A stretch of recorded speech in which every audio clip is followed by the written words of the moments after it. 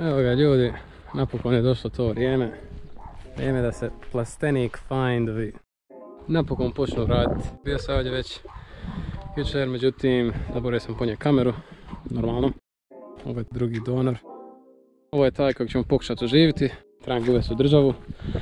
Prvenstveno što, mislim to sam htio, hvala Bogu, napraviti, nego više ne mogu stati ovamo gdje jesu trenutno. A i nije baš ni u redu da stoji ovdje, mislim. Pa gledajte, evo katastrofa. Uglavnom, lagani overview situacije. Uvijek mi se sviđao. Od starih igrica gdje je bio 240 SX do toga kako je The Drift auto među ostalim sve.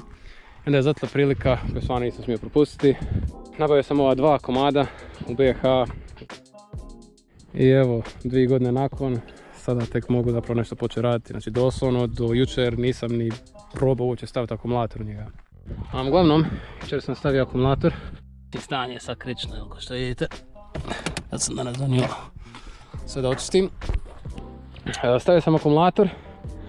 A dobro, by the way, mali backstory. Znači, glavnom prijašnji vlasnik mi je rekao, znači ove originale CA18DET, to C na kraju znači da je turbo model i danas sam turbo. Međutim, on mi je rekao da je ta njegova originalna mašina rikla i da on onda uzeo ovo donorsko auto i tu je bila CA18DE, navodno bez turba. By the way, ja ništa to nisam provjeravao jer nisam imao vremena da radim oko auta, a nemam ni osobno prethodno nekog znanja o Nissanima previše, a da nije GTR, tako navodno, znači ovo je DE mašina bez turbine. Inače, ako je mašina bez turba, oni bi trebali imati tanji dihtung glave, tako da je veća kompresija, jer atmosfericima treba kompresija velika. Dok turbo mašinama ne treba velika kompresija, da pače čak im škodi, tako treba biti manja kompresija. Znači, bar je trebao promijeniti dihtung glave. Sad ništa ne znam da to napredimo. Međutim, ja sam sad u toj nekoj situaciji gdje ja uopće ne mogu uvesti ovo auto u Hrvatsku, to je započeti postupak uvoženja, ako auto nije ispravno, to jest ne pali, Jer, naravno, ja imam sreća, skoro sva druga auta i proizvođači imaju svog zastupnika u Hrvatskoj, ali Nissan nema. I sad, da je ovo bila bilo koja druga marka, moram reći prije, ne znam, 5 godina sam uvezao Kamatarku, BMW staroga, E34. Tu mi je trebala ta potvrda proizvođača, međutim, pošto Hrvatska ima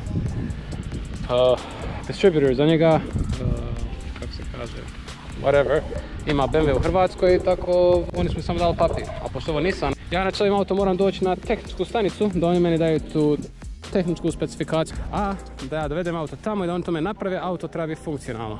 Ja sam sad u nekom opet začaranom limbu i krugu, di, auto me preko granice, ja imam u Hrvatskoj mašinu za njega, spremnu da ugradim drugu, ali ne želim šercati. Znam kako će ovo završiti. Tako ja sam sad u BiH i pokušavam osposobiti mašinu kako znam i umijem, samo da radi, da ja njega mogu dovesti na tehničku stanicu. Sad se vraćamo na akumulator, stavio sam akumulator u auto i dao sam kontakt i vidio sam instrumentalno radi, što je super jer sam se bojao da će miševi pregristi. Prvi put sam sad odlučio staviti akumulator u njega. So far so good, rade mi da ulje, da su vrata otvorena. Onda nakon toga išao sam ga cranking, zaverglat. I čovječe, auto ne samo da je zavrcilo i da se osjetila kompresija, nego je čak auto zakašljalo, kao da će upaliti. Here goes nothing. Krenulo je dobro, krenulo je s nekim zvukom. Ludnica. To mi je bilo super. Sad ja sam odmah kupio ulje i filter da promijenim, međutim auto je leglo na zemlji, gume se isprazile, tako trebalo bi auto odvesti tamo negdje na asfalt ili gdje je ravno pa da mogu ga dići u zrak i ispustiti ulje. Ali ne želim to raditi, sigurno gurat ga, ni vuć, ni mučit se dok ne vidio će li mašina upaliti, jer ako mašina ne upali, džaba ništa od toga. Tako, sada treba vidjeti samo će li mašina upaliti. Čer sam provjerio struju, izvadio sam doti jedan coil, ja nemam pojma, coil, ignition coil, što daje iskru sječici, bobina, Bog te vidio. Znači izvadio sam sve 4, vidio, sve bacaju finu, plavu, zdravu iskru, znači struje ima, onda je trebalo vidjeti gorivo, skinuo sam tu filter. I gore isto, i dole ispod, da vidim slučajno nije zaštopan, ali nije, uopće ne dolazi do njega. Onda sam se prebacio nazad, pošto ne dolazi uopće gorivo na fuel rail, znači da treba biti odmah vamo problem.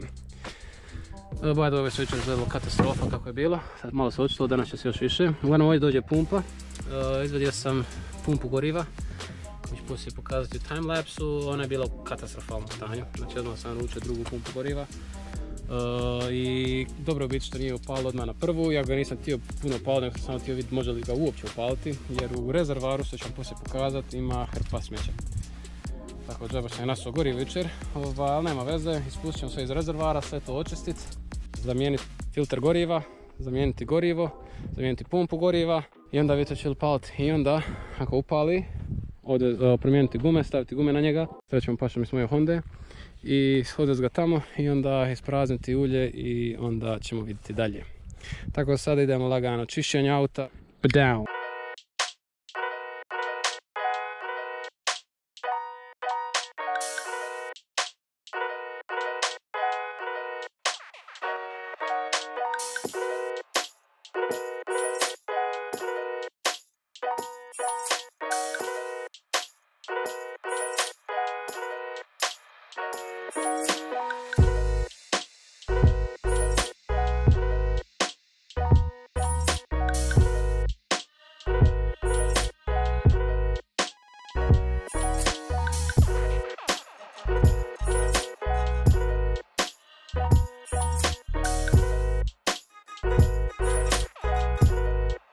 Ovdje je sad ta pumpa goriva. Sad damo mrvicu i zeznuto izvaditi. Pogledajte, sranja! Sad dok sam ja nju vadio jučer, dosta toga mi je upalo nazad u rezervara.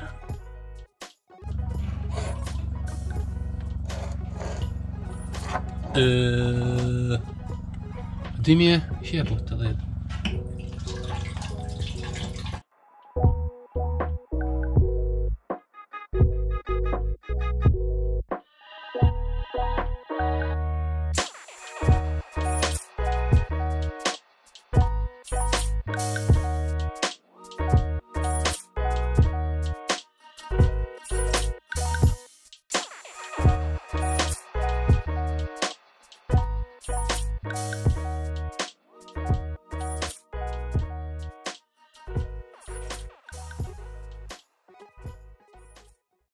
Znate šta je zvuk sreće? Evo ovo.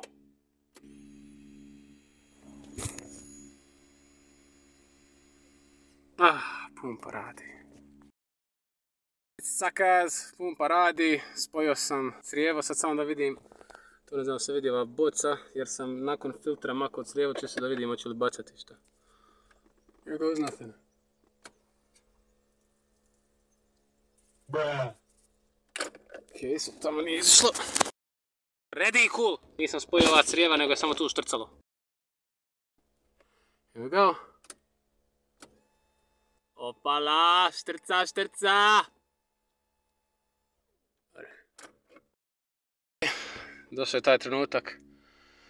Spojio sam novu pumpu. Sad će samo primat par puta, me navijeli. Malo tu štrca, ali dobro je, nije ništa strašno. Kind of je, ali dobro je. Čekaj. I da vidimo. Here goes nothing.